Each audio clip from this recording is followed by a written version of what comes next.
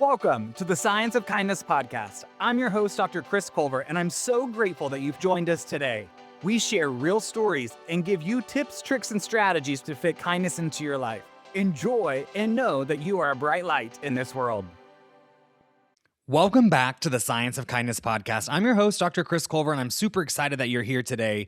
I want to start up with something that I think a lot of people feel, but we just don't say it out loud. And that, friend, is you're exhausted. And I don't want you to think that I'm calling you out or you're walking in this alone. What I've been hearing as I've been working with schools and businesses, heck, even talking to people in the grocery line at the store, is people are exhausted. They're worn out. They're stressed out. They're tapped out. They're maxed out. And the reality is that's not because you're not strong enough or that you're not capable to do things or that there's unrealistic demands for yourself. It's just trying to keep up in a world that's moving so fast. And you've always been kind, right? We've always been kind without boundaries, always being available. And somewhere along the way, we've turned this into kindness is overgiving. Kindness is saying yes when we really want to say no. And kindness has turned into carrying things that were never ours to carry in the first place, or even smiling through resentment.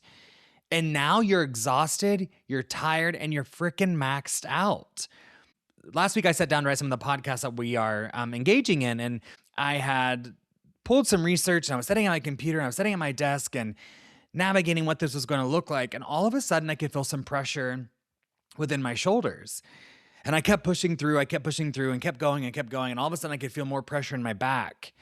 And I kept pushing through, and I wrote another episode, and I was 2 episodes finished, and my head was slamming, my back was killing me, my shoulders were throbbing, and I was like, my body is clearly telling me that I need to rest.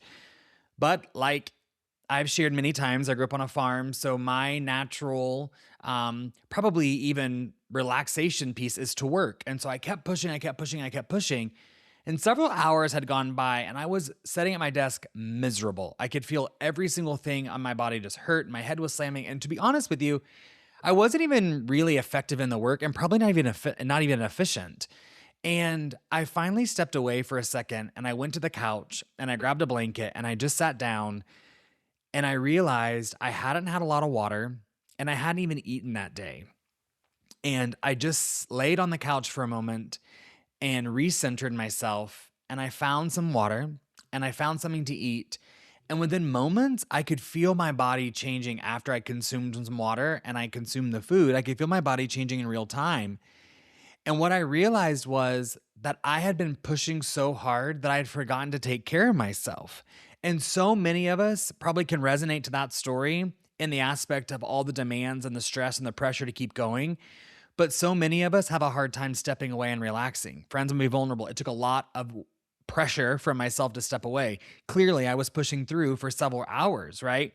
And I shared this because I want you to think about this for just a second. Where are you overextended in your life right now? Where are you overgiving? Where are you overextending yourself? Or where have you said yes, but really wanted to say no and have all of this resentment afterwards? Or what about when you're showing up and you're carrying that invisible backpack that we've talked about on this podcast, that you're not fully okay, right? Because all of that matters. All of that is intentional because we've been taught something really incomplete about kindness. And I unpacked this in a previous episode where I talk about our kindergarten kindness, right? But I want to be clear that kindness means being helpful, but it does not mean that we're always available. Kindness means that we are giving, but it does not mean that we don't give to ourselves. And no one taught us that this version of kindness means that we have kindness without boundaries. Because kindness without boundaries is actually not kindness, friends. It's actually self-abandonment. And you cannot be kind to other people. You can't be a kind ripple effect out into the world if you're not even kind to yourself. There was a time in which I was so burned out and working in an environment in a really toxic place, right? And I'm talking about this work story, but hear me, as I'm going through it, it's going to be really applicable to a lot of places. This environment was really toxic. And I thought that if I did more, if I pushed myself harder, if I did things that would allow more pressure, then some of the toxicity or some of the pressure would go away, right? There was a time that I kept saying yes to all these projects, all these demands, all of these things that were happening within our organization. And what I realized is they were pounding up around me. And instead of it really alleviating pressure, it added more pressure, it added more stress. There was a time when I was saying yes all this time, I thought that it would make the situation better. I thought it would make my leader respect me more. I thought the environment would be calmer. But the reality was it added more pressure, more stress, more demands on myself. And I felt more exhausted, more stressed out. And ultimately, I felt more disconnected from the work and beginning to step away, right? I had embodied a lot of this internal resentment that I wasn't vocalizing outside, but I was slowly distancing myself from people that I cared about, slowly distancing myself from work that was really passionate that I cared about, right? Because the reality is, in that moment, I wasn't being kind, I was being nice. Kindness would have been honest with myself. I don't think I can take on any more demands. Kindness would have been, let me be honest about what I'm feeling in this respective space. Right? So many of us overgive. And when we overgive, our nervous system stays activated, meaning that we are in that fight or flight response. And as I've shared on here before, when my nervous system is activated, my natural response is to kerosene and blow the whole MFer down. And the reality is that's not healthy. And I know that. And I have been working on that for several years. But we all have a natural response, right? So when you overgive and your nervous system stays activated, you're increasing the amount of cortisol that's in your body, and you never give your chance a body to recover.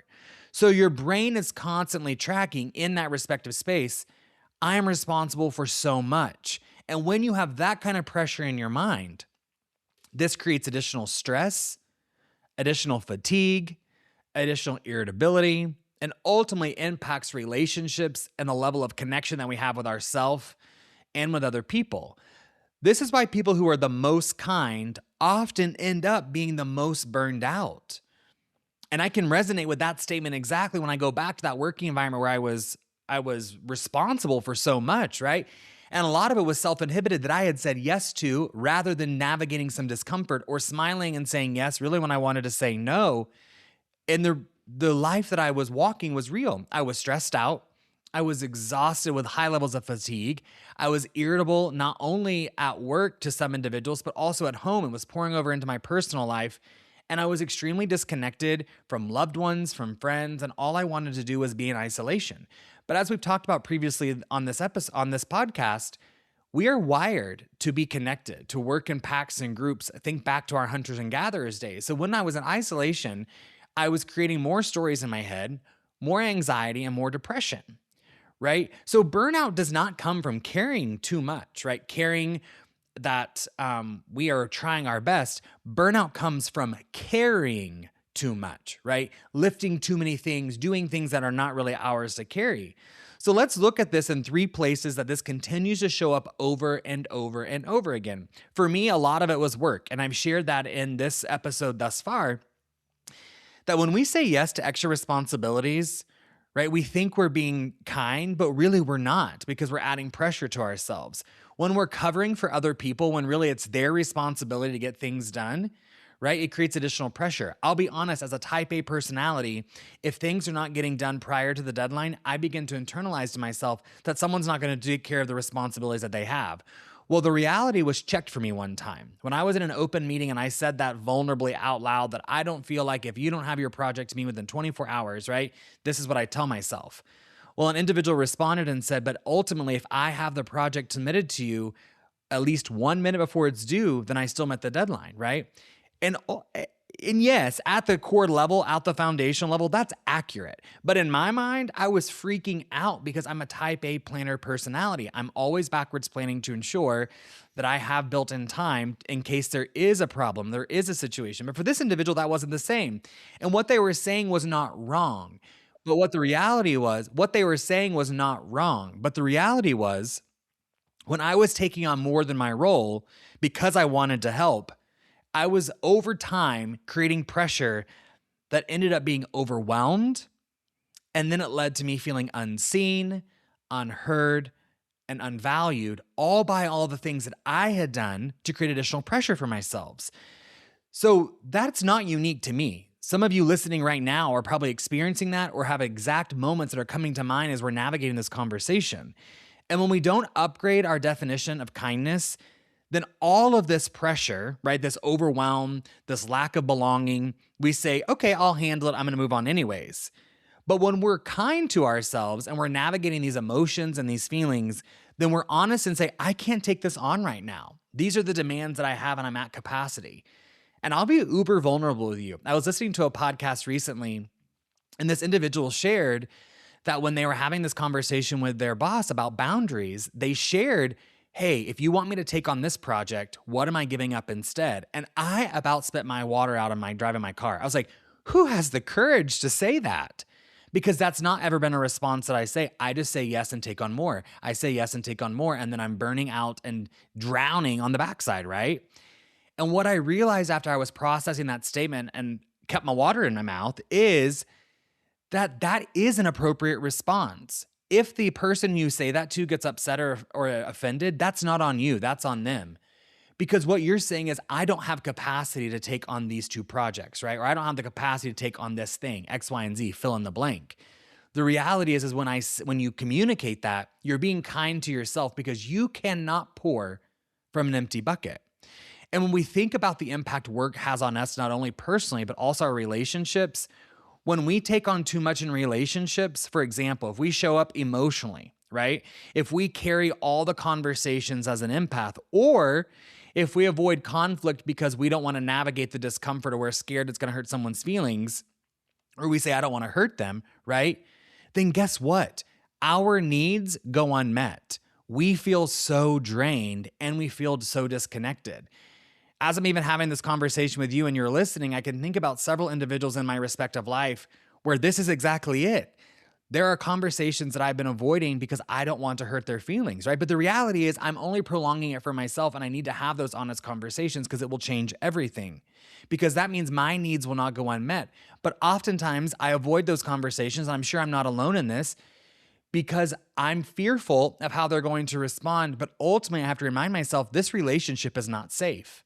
If I'm fearful of being honest, if I'm fearful of being kind, then the relationship is not safe. And if the relationship is not safe and we're doing all the things to keep the peace, that's being nice by saying, you know what? All of this is fine. But if I rationalize and I understand and connect this to kindness, then this means that I matter too. And being honest with myself and other people allows for me to show up as the most authentic and vulnerable version of myself, which allows me to be the most kind version of myself. To say, you know what? This relationship is filling me up and lighting me up, or it's draining me. And I'll say this, and I say it all the time. Steer away from energy vampires. Get away from folks who drain your energy. You want to be around people who light you up and fill you up, who give you love, light, and grace, right? Who challenge you. But people who are constantly disrespectful or putting you down or being sarcastic or being rude or judgmental, get away from those people. Because if you chalk it up like, it's fine, it's just who they are, friend, no, you're disregarding who you are. And I want you to know in relationships, you matter too. It's a two-way street. Because when you don't feel like you matter, it impacts your personal life, right? You give up resting. You give up the ability to pause and be bored. And there's a lot of research that says being bored recenters ourselves. When you give up the power in relationships and you keep saying yes, you give up the power of saying no and you feel guilty for using the word. And oftentimes we justify these things with giving too much, saying no, smiling through resentment because there's just so much to do. And I go back to that morning I was sharing with you earlier where I had the pressure in my shoulders, I had pressure in my back, I had pressure all through my body.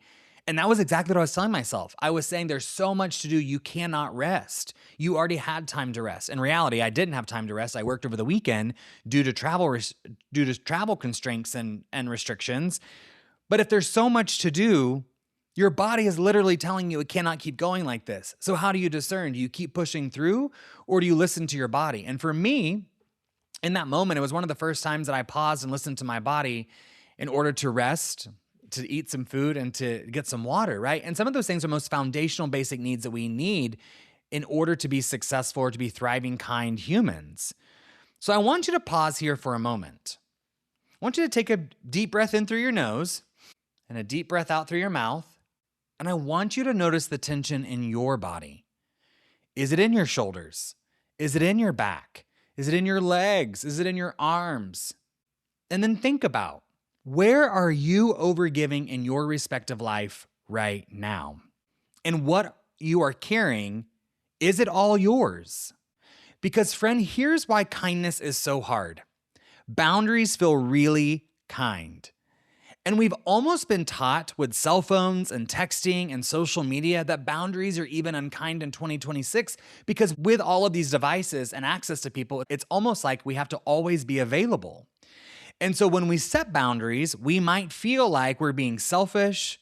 And when we set boundaries, it might feel really uncomfortable. And when we set boundaries, it could feel really risky because we were taught, especially in my generation and probably those of us before us, that good people always say yes, good people always help, good people do not disappoint other people, and good people are always freaking available. But here's the truth. Boundaries do not damage relationships. When we have that unspoken resentment, it does because we are smiling through the resentment and then we're exploding later, or we're trying to navigate it as to how they're going to respond and then we're exploding on our own terms later, filling in blanks in order to make ourselves feel safe. But when we communicate a boundary, it is spoken with such care, it protects a relationship.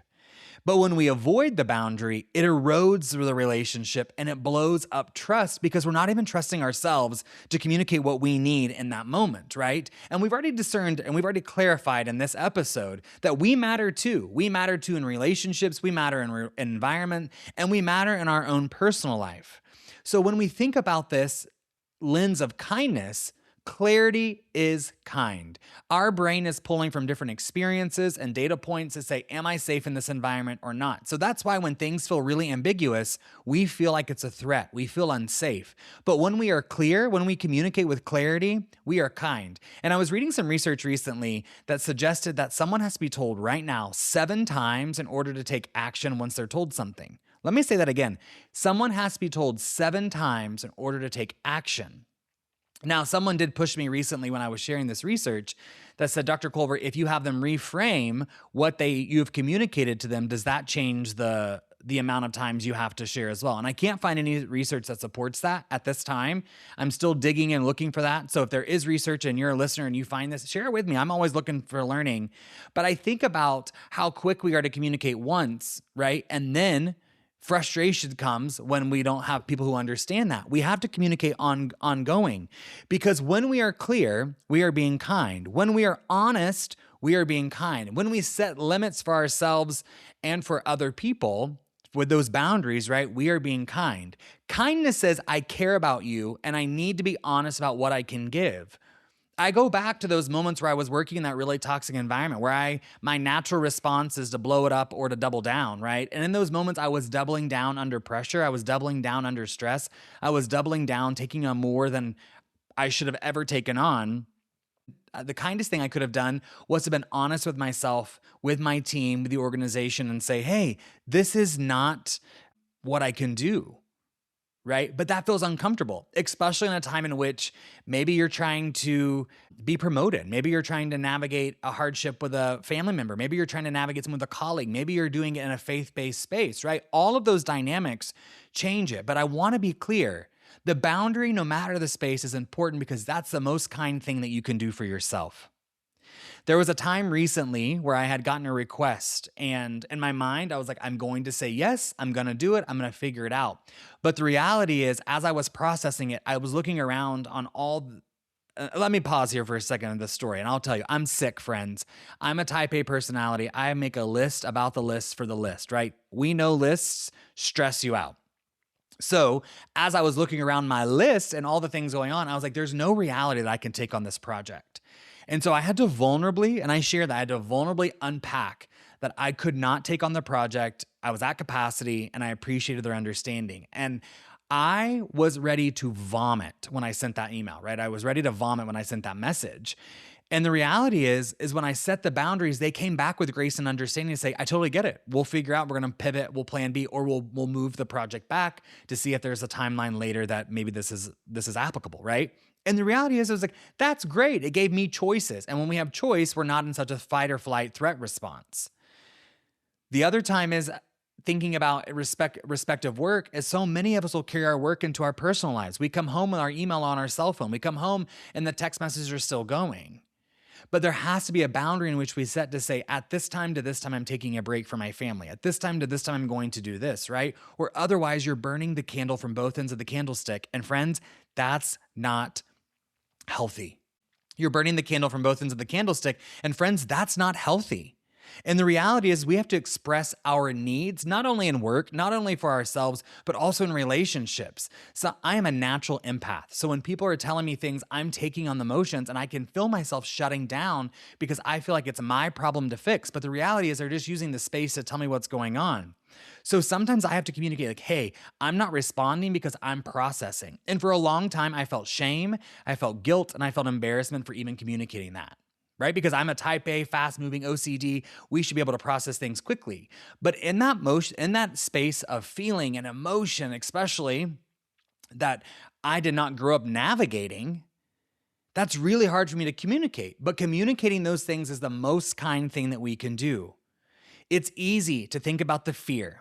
But when we navigate the boundary, as I explained through some of those examples, there was relief in the moment for myself and ultimately respect for myself and the other individuals because I was honest, I was clear. And as I shared before, those are the highest attributes of kindness that we can be. Not sharing your crayons and sitting on a mat, but really being honest and saying, this is the capacity in which I can operate. These are the things that I can do, but I cannot do. So the next time someone comes to you, friend, and before you say yes, ask yourself, do I actually have the capacity to do the thing that I'm being asked to do? Am I saying yes out of care or am I saying yes out of fear? And what will saying yes or doing this cost me later? And this isn't respective just to work. This could be within a volunteer space. This could be with your family. It could be with your children. It could be with work. It could be with a faith-based space, right? It's not applicable to one space because we know that we're getting different things thrown at us from varied directions all the time. So the kindest thing we can do is to pause and again ask ourselves, what capacity do I have? Am I saying yes out of fear? Or what will this cost me later? Because kindness considers others, but self-kindness always includes you in the equation. If you've been exhausted, friend, if you've been overwhelmed, if you've been stressed out, if you've been feeling like I'm carrying the weight of the world, I've got 97 tabs open in my brain and I don't even know where the music's coming from, it's not because you're not doing enough. It's because you've been doing too much without ever protecting yourself. Kindness is never meant to drain you, sweet friend. Kindness is never meant to drain you, sweet friend. Kindness is meant to sustain you, but it only works when you include yourself. I hope this shaped your mind and changed the understanding of what kindness looks like, especially in a world in which boundaries are so critical for our own success, and we are critical as part of the kindness equation. If this resonated with you, friend, please share this, let us know, like, subscribe, and help other people understand our upgraded definition of kindness by helping them follow along and engage in our kindness journey. Because as I always say, friend, if you can't find the light, be the light. And oftentimes the light we're looking for is the one that we carry on the inside. I hope you enjoyed this episode. It's been a joy and a journey to share this space with you. As always, make sure you subscribe, like, comment, and share. And until the next episode, I will see you then. Please know that I'm always rooting for you, and I love you, friend. The Science of Kindness podcast is hosted by Dr. Chris Culver. Our executive producer is Jake Doberens. This podcast was created in conjunction with Theophany Media.